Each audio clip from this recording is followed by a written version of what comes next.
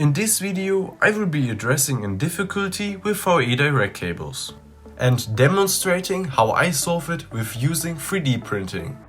Let's jump right into it. First I will be setting up a test configuration of several Victron Energy products. To assemble this test setup I'm using the Smart Solar MPPT 7515, the Smart Solar MPPT 120, an Orion XS and a Smart Shunt rated at 500 amps. Now I will connect the VE.Direct cable to each device and demonstrate the difficulty. VE.Direct connectors can come loose from the device. To fix that problem, I've designed a connector and two different spacer blocks. To print these components, I've purchased blue PLA filament. I've loaded the new filament into my 3D printer's AMS system and started the printing process. Enjoy the time lapse I filmed for you.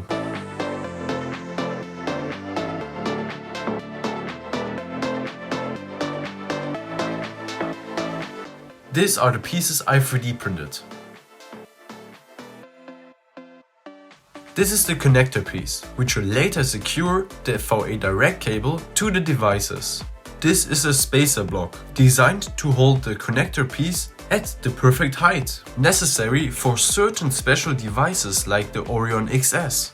And here's the spacer block from before, just slightly taller. Now that I've described all the 3D printed pieces, I can assemble them together. After securing the connector piece with two screws into the wood, I can finally demonstrate how effectively these VE.Direct cables are held in place on the products. For the demonstration, I'm attaching each connector and each spacer block I 3D printed to their devices. For the slightly taller spacer block, you of course need a bigger or longer screw. And that's how easy it is to fix a small problem. Thanks for watching, and of course leave a like or a comment and maybe even subscribe. But as always, see you in the next video.